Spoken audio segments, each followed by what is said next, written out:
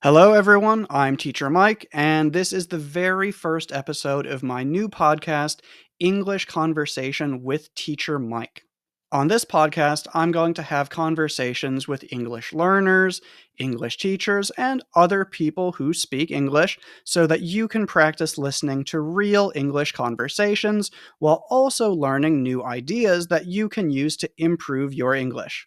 Our guest in this first episode is my friend Boat, who I've known for about 7 or 8 years, and I met while I was working at an English center in Thailand.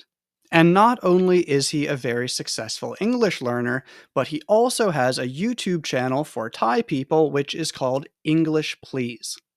So, Boat, welcome to the podcast. Thank you for doing this with me. Why don't you go ahead and just tell everyone a little bit about yourself and also about English Please? Yeah, man. Thank you for having me here. And I'm so excited. And yeah, my name is Bort. I'm from Bangkok, Thailand. So I have YouTube, Facebook, TikTok, all of the platform, and that I do like English content, because I'm learning English right now, even now.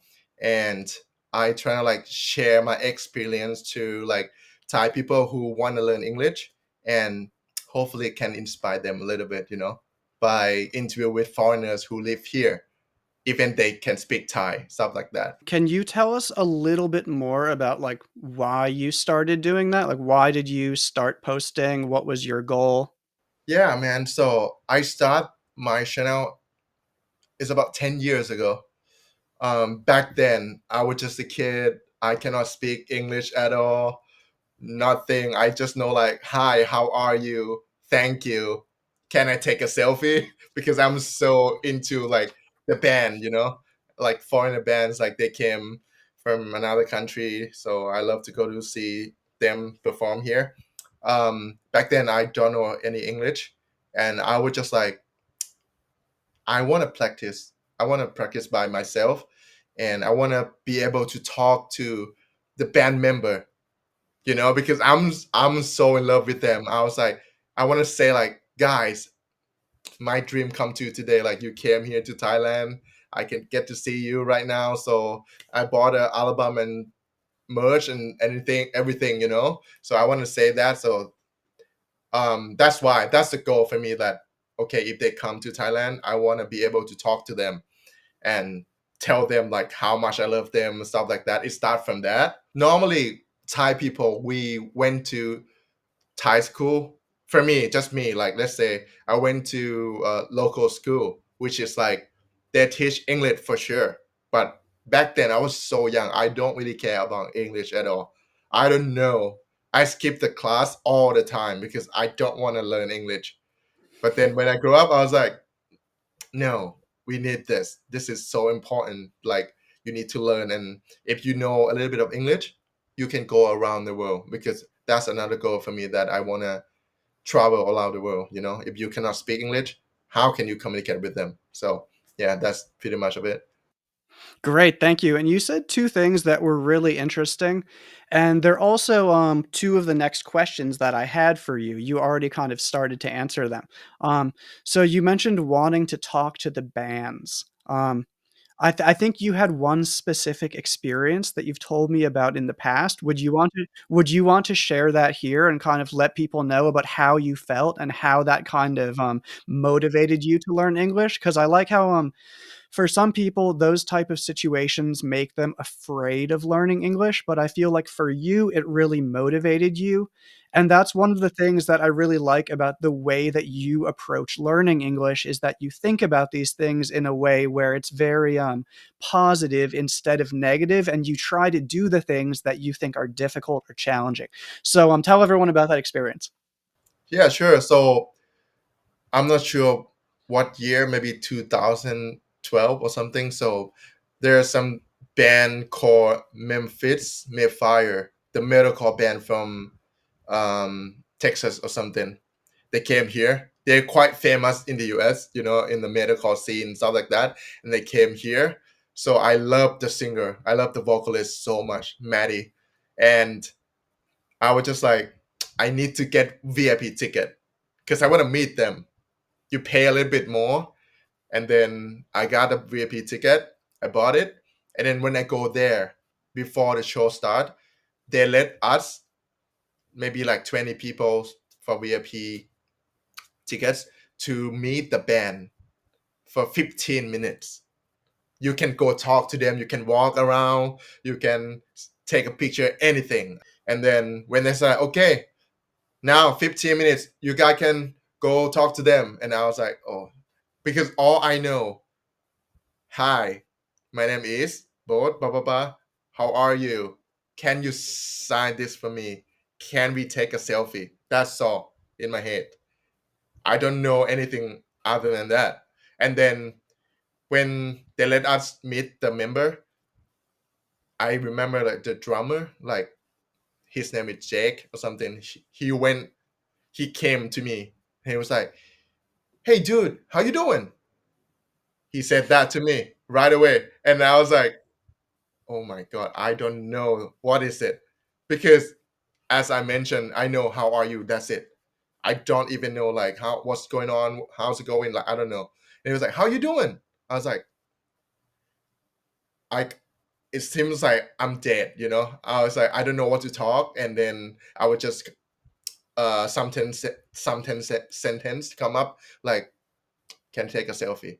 So I said that, "Can I take a selfie?" And he was like, "Oh yeah, of course." And then we take a selfie, and then after that, seeing the shows, finish everything. When I go home, I search on Google, what is, how's it going, how you doing, yeah, and then I found, oh, there's so many ways to say hi. What's up? How's it going? What's popping? Like I was like, oh my god, okay, I know now. That's why I learned. And then I just like trying to remember 10 of them, you know, 10 ways to say hi, stuff like that. And I trying to practice by myself because back then I don't have foreigners to talk with. I'm so scared. I'm still scared. I would just talk with myself in front of the mirror. That's it. Do you think that was the main thing that motivated you to start trying to improve? Not all the main thing. Not the Okay. main thing? No, no, that one is like, yeah, my passion. I love music. I make music, and I want to see the bands. Yeah, I want to talk to them. But then another side of me is like, I want to have foreigner girlfriend. That that's more like motivation for me. Like I was like, okay, I want to talk to them. I want to have foreigner girlfriends here in Bangkok, in Thailand. So I should practice. So that's why I was like, that's another reason, maybe the main reason, and I did it. And how much do you think you said that you didn't learn much English in school because you weren't interested and you skipped classes some of the time. But, another thing is the way that they teach English to kids in Thailand in school, I don't know how comfortable you are being very positive or very negative about it, but can you just, for my audience who isn't familiar with Thailand, let them know, like, how for how many years do Thai people study English, and how much does that actually prepare them to use English? Oh, okay. So let's say like, because am a normal local Thai kid. I don't go to expensive school. I don't go to international or bilingual school. I would just like normal Thai school. And of course, they have like English subject. I remember when I was young, maybe like three or five, maybe two or three. So A, B, C, D, right? That's just this is normal. We learn that, but they kind of like focus on grammar, and that makes maybe like Thai people don't like English at all. Because why we have to like they are not there is like stuff like that, you know? And it's not useful, and they don't teach us to talk like the real conversation, daily life. No. It's just like grammar, test, and then graduated like that.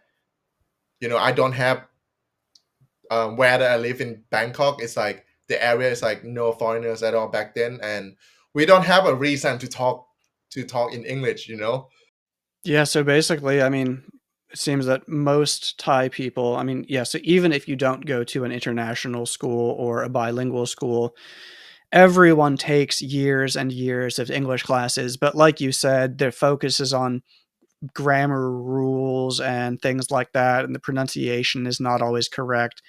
And there's not really a focus on speaking and communicating, is there? No, yeah, they don't really. No, Yeah, so that's, I think for many people that really that's something that people need to understand is that the years that you spend learning English in school, usually they don't really count.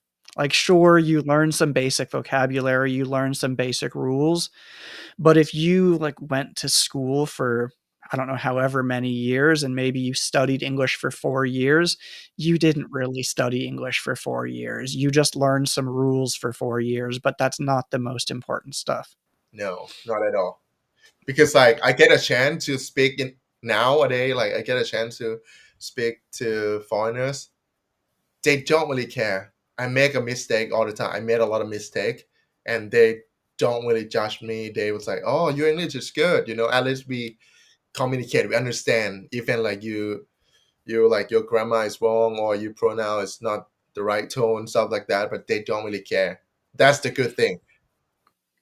That was another one of my questions that I was going to ask next was, in your experience, do native speakers care whether or not you speak English perfectly? And you just answered that question, so I'm going to change the question a little bit to make it, has anyone ever been rude to you because of your English? Or at least has a native English speaker ever been rude to you because of your English? Not at all. Never. Cause like when I talk to them, yeah, I met a lot of like native speaker here, which is like okay, American or British people here. No one judge me at all. They love to help you. Or but sometimes they don't really like be trying to be rude to like, yo, you need to say this instead of that. Sometimes I have to ask them instead, you know. It's like, bro, what is it again? Like how I can pronounce that? Like, can you help me? And then they was like, oh, okay, you can pronounce this accent, you know, blah blah blah. So they don't judge at all. Even like honestly, I'm here in Bangkok. I got a lot of foreigner friends who's like they're not native speaker.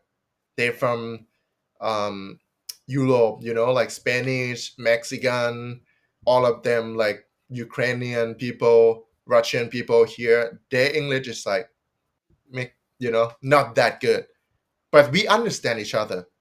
They speak like on their like own accent, you know. Sometimes I have to like, oh wait, what? What do you say again? Sometimes they don't understand me too.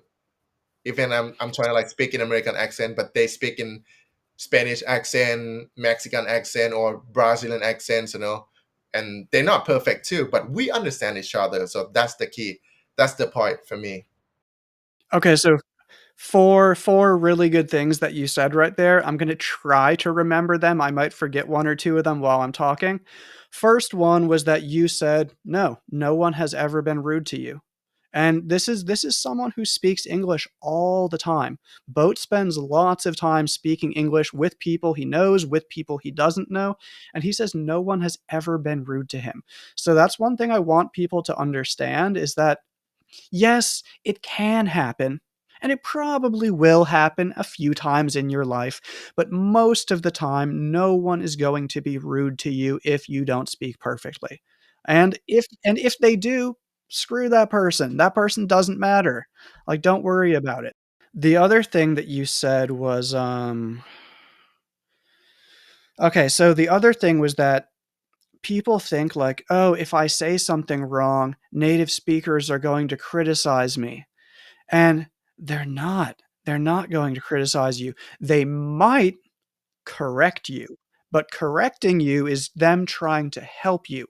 And when they do that, usually they're not doing it because they want to make you feel bad. They're doing it because they see that you are working really hard to improve your English, and they notice a way that they can help you to continue improving your English. Um, so that leads us to another thing, which is that most of the time, if you do make a mistake or if you do say something that isn't perfect, they aren't going to say anything because usually doing that is considered rude. So like we don't usually correct other people. Like, my mom says lay instead of lie all the time, and my mom's a native English speaker, and that's wrong, and I always want to say, "Mom, it's not lay, it's lie." But I don't, because people who do that are annoying and people who do that are rude, generally. People consider it rude. So, just so everyone knows, native speakers are probably afraid to correct your mistakes, even though they want to help you, because they don't want to seem rude. So, like Boat said, if you want them to correct your mistakes, tell them. So you can tell them, hey, I'm trying to improve my English. So when I talk to you, can you please tell me if I say some things wrong? And can you please tell me how to fix them? It's not going to bother me. It's not going to hurt my feelings. I'm trying to improve, and I would appreciate you doing that. Exactly. Exactly. I did that a lot, honestly. Like it's helped me a lot that I asked them like, hey, can you, correct me if I say something wrong? Or I ask them a lot sometimes. I ask my friends like, how can I pronounce this one? Or what is it? What is this word? Like I don't understand. I never heard of it before. I mean, you learn English from everywhere in the world. Doesn't matter like you think like you're bad, but there will be some people suffering too. Like you have friends. So that's another thing that I wanted to mention. I forgot about it, and you just reminded me of it. Is that a lot of English learners think that all of the other people speaking English speak English much better than them. And a lot of people, like, especially in Thailand, I felt like a lot of Thai people think, oh, it's a white person, it's a native English speaker. And you're like, no, there's lots of white people who don't speak English at all. So, like, remember, not everyone has really good English. And a lot of the people who you'll see and you'll call them a foreigner or whatever, they might have the exact same level of English as you. So, you really shouldn't be scared or intimidated to approach people and speak English because you never know what their level is. You might speak English better than them. Exactly. I mean, I'm not gonna like talk down to them or anything like that, but sometime I was like, okay, my English skill is like, you know, kind of low, but I can talk, I can understand the conversation. But then when you talk to them who are not like native speaker, like European people or something like that, bro, like their English is like quite low, maybe lower than you. You don't know that, so just try to talk to them and then be polite to talk to them. And then you will say like, oh my god, I'm good enough, man. Sometimes I feel like that. I'm not gonna lie. When I talk to someone, I expect like, okay, they are white people, they're like, foreigners, so maybe like they speak English really good, better than me. But then when I talk to them, I was like, oh, okay, you don't understand me. Okay, maybe my English is better than them. But keep practicing, keep doing it. Yeah. And so how do you practice? Like, because I feel like you are not someone who sits down with a grammar book and like No. memorizes things or spends lots of time sitting in a library. What do you do to improve your English? um of course, like I made music, so I listen to a lot of music, and I love to sing, and I love to rap. I just like, let's say like maybe like play some Linkin Park song, and I try to rap, copy them, trying to mimic them how to pronounce. That's why I get better of like accent or how to pronounce. Like one thing I don't know why, like I try to copy them instead of like one thing I don't know why. No. So I try to do that every day. I sing every day, even movie. This is the real situation to me. Every day I go to bed so late, maybe 2 or 3 a.m. sometimes, because I watch movie every night. At least one movie, like 1 hour, stuff like that, on Netflix or something like that. Because I try to learn, man. Sometimes the movie is from England, so I learn British accent too. I know a lot of slang too. So every day I did this every day, and then nowadays, honestly, I don't really speak Thai. I have Thai friend, but we don't really talk. But I will have like my close friend. So he's like half Thai, half Malaysian, and then his mother tongue is like English. He can speak Thai like normal Thai people, but sometimes, all the time, let's say like that, we speak English all the time. That's why I have someone to talk. Even another friend, Chris, we speak Thai too, but we switch up to English all the time. And I only hang out with foreigners right now. That's why. And I keep doing my content. So I ask a lot of foreigners who live here to interview them, and then some of them cannot speak Thai. So I speak English to them, and then it's make me get better every day, you know. Two questions about that. First, so Bangkok is a pretty easy city to find English speakers in. Like, honestly, you could just go to a shopping mall and find a few people who speak English. You can just find people, "Oh, that looks like that person looks like a tourist. I'm gonna go try to talk to them." Um, but in other parts of Thailand and in other countries around the world, there might not be so many people who, you can guess are English speakers. So, what would you recommend for someone who thinks, like, there isn't really anyone around me who speaks English? How would you recommend that they find someone to practice speaking with? I suggest like maybe find something like activity or event. Like I went to a lot of events to like meet up with foreigners, make some new friends. Or for me, like I love music, right? So I have my favorite event is like emo night Bangkok. So it's like um, emo events. The music, they will play emo music here, and then there's a lot of foreigners there. So and then we like the same music, the taste of the music, right? So I love to go there all the time. Like every month they will have it every month. So I go there every month, and then I get to know new people.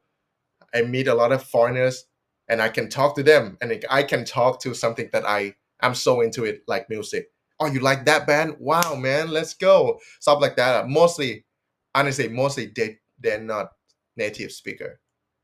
Russian people, Filipinos, like all of them together. But again, yeah, but again, obviously, Boat is not saying this, but I want everyone to understand this. That what he's saying is that there are all these people to speak with. And again, remember, they don't need to be native speakers. If someone speaks English just a little bit or pretty well, that's good enough for you to practice with them. You don't need to practice with native speakers. In fact, practicing with native speakers is often going to be scarier and probably a bit more difficult. And it's a good thing to do. It's a good thing to do, and I want you to do it. But remember, if there aren't native speakers for you to practice with the people who are there, who might not be native speakers. That's fine. You know, Let's talk about accent. uh, How in your opinion, how important is accent, and what do you think about your accent? I think like accent is not that important, but the how to pronounce the words. If you pronounce the words correctly, if you pronounce the word like correct, so I think the accent will come along. It will come after that. I don't know, maybe. No, I agree. So basically, yeah, pronunciation of sounds and words, the basic sounds of English, making the th sound, making the v sound, making the r sound, these things are important if you want people to understand you easily. But pronouncing a word more like a British person or more like an American person is not important for communication. There are times where it can be good, like if you move to a country and you want to feel accepted there and you want to feel like I am one of these people now and I want them to accept me as a part of their community, then yeah, developing their accent can be important. But I don't know why you would try to do that really if you're not living in that country, because maybe you develop like you decide that you want a British accent, but then later in your life you move to the United States and now you're in the United States with a British accent. You still have a foreign accent. It wouldn't matter if it was Thai or British because both of those are foreign in the United States. Your accent is beautiful. It doesn't matter. You don't have to shoot or change.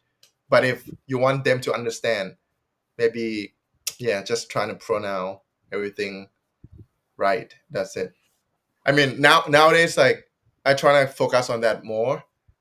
Sometimes it's like it's over, so I have to revert. Sometimes I was trying to like okay, put that in mind. Before it's like it's over. It's like uh sounds like V, so it's over, man. Like I try to like focus on that a little bit.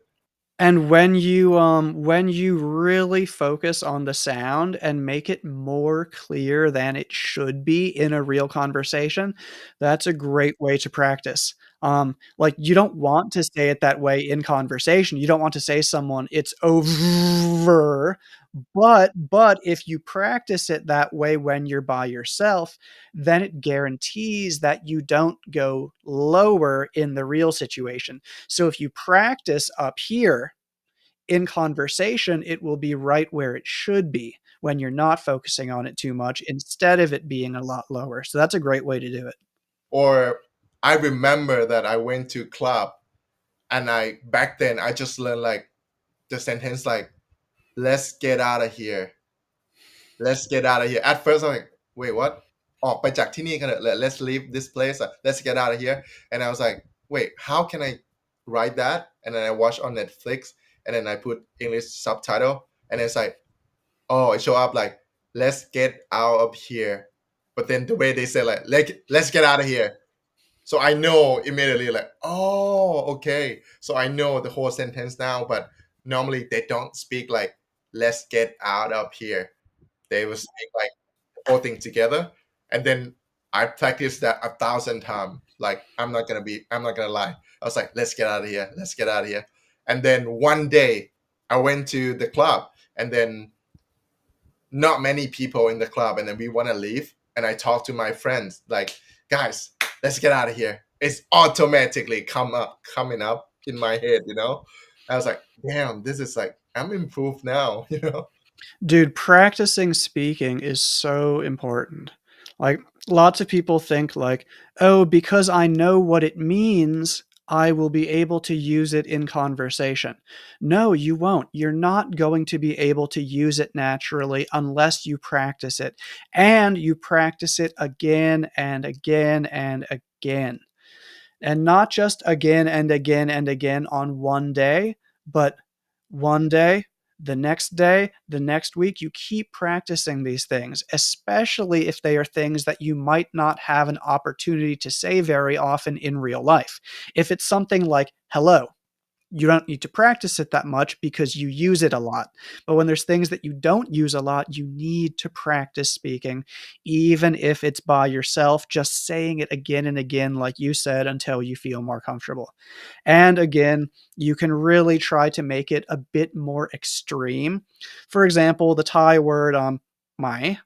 So like if if I want to practice that, I would say it more like my my, but I would never say it that strong in a conversation. But because I've practiced saying it that strong by myself, it comes out clearly in conversation. Have you ever felt like giving up learning English? No, Like, have you ever felt like this is too hard, man? I don't want to do this. no, man. I still feel like no, it's not hard anymore. I mean, some part is hard. It's just like about myself that okay, sometimes I know in my head that I will speak correct grammar. The grammar is gonna be good, but then when I speak that, I forget to put some letters in the end. It's like sometimes I said car, but in my head I know it should be cars because so many cars there, right? Not just one. I know in my head, but when I speak car, and I feel like oh no, but I know in my head it's like okay, should put S in the end, but sometimes it's just automatically out because like it's not my mother tongue. Sometimes I feel like this is hard for me. So you might get disappointed a little bit when you make mistakes, but you never really let that make you feel bad because you know that making mistakes is normal and in the future you will make them less as long as you keep trying to improve. I guess so because like let's say like my close friend, he's like half Thai, half Malaysian, so his first language would be English, and then I was so jealous, honestly, like the way that he speak, especially when we talk to the girl, when we go party or something like that, or maybe go on a date. He's the one who like, no, this is another thing that I'm trying to like learning now. It's like the way that he talked to the girl, the what's the word like it's so smooth, like he know how to talk to the girl, make a joke, make fun, spontaneous stuff like that. Like I was like, damn, like if I can reach that level, everything will be easy for me. If like go on a date and I can talk to them and make them laugh, but that he is so smooth, he know a lot of jokes, and you know I want to get to that, but it's quite hard now, but I'm learning. And I ask my friend all the time, like, how did you say that? Like, why did you say that? How can you come up with that? He was like, it's automatically in my head. I was like, okay, English is my mother language, so but One thing that a lot of people don't realize or they just forget is that that is English, but it's also just personality. And maybe not personality, but just for example, things like people say, "Oh, I don't want like English is so difficult because I don't want to speak to strangers." Speaking to oh, strangers is not difficult because you're speaking English. It's difficult because that's something that's just difficult to do. Same with mm, job interviews. People say, oh, job interviews are so difficult because English. Well, yes, the English makes it more difficult, but remember, it's also difficult because job interviews are difficult, and some exactly. people do better in different situations. So some Mm, people think like, oh, I'm so bad at English because I can't talk to strangers. No, that mhm, doesn't mean that you're bad at English. That just means that you're not very comfortable talking to strangers, and that's normal. So I want people to remember situations are not always going to be comfortable and exactly. they and that might never change. Like Mm, you might improve your English and your English is now perfect, but you're mm, still not comfortable talking to people because you're not someone who's comfortable talking to people, and that's fine. So I want everyone to remember that like it's normal to feel this way. It doesn't mean that your English is bad. It just means that you're a human. yeah, And the same thing with like that the dating situation. Like some people are great at talking to people in those types of situations, other people aren't. So that's yeah. another thing to think about. But is there any other advice that you would give to people? Let's say especially Thai people. Since your audience is Thai, a lot of mine is too. You are Thai. What audience would you give? Or sorry, what advice would you give to Mm. people who are trying to improve their English, especially Thai people? I was shy before. I was like, I don't want to talk to any people. I I'm scared that I'm gonna make some mistake and then they're not gonna speak to me. Don't focus on that. Just keep doing it and try to focus like, okay, I've practiced every day. I will get better every day. I'm happy as long as my audience can understand what I'm saying, or my guests on my show, they understand what I'm saying. They can answer me. That's it. And I keep improve every day. Sometime every day I make a lot of mistakes, grammar all wrong all the time, but in the end we understand each other because we learning together, at the same time. So yeah, that's pretty much of it. That's perfect. I love that. Thank you for sharing that. I think that's a great way to end this episode because I think that's really the main message that I try to deliver to my audience as well. And finally, Boat, if my viewers would like to follow you on social media, what platforms are you on? Where can they do that? If you tell them to me now, I will either put them on the screen or I'll put them below in the For description. sure. You can find me on Facebook page, YouTube, TikTok and Instagram. It's called English Please. That's it. Any platform, just search English Please. So I do interview with foreigners who can some of them can speak Thai. Sometimes I do like speak Thai only with them, or some of them cannot speak Thai, so I do in English. I love to talk to the people, love to interview people, and I also make some short video that teach English a little bit, stuff like that, you know. And so yeah, Boat, thank you very much for coming on the podcast. This has been really fun. Glad to catch up with you. Thank you so much. Like, thank you for having me here. I had fun. It was a pleasure to have you as my first guest, and maybe we'll have you again on in the future sometime. We'll see. And finally, for everyone who's watching, obviously this is my first time ever doing a podcast. Um, don't really know what I'm doing, just kind of made it up, did what we wanted to do. So if you have any comments, if you have any feedback, if there's things that you like, things that you didn't like, things that you think I should do differently, please leave a comment and be honest with me and tell me, hey, this was really good. Hey, this was really bad. Leave a comment. Let me know. I will read your comments. But yeah, that is all for this first episode.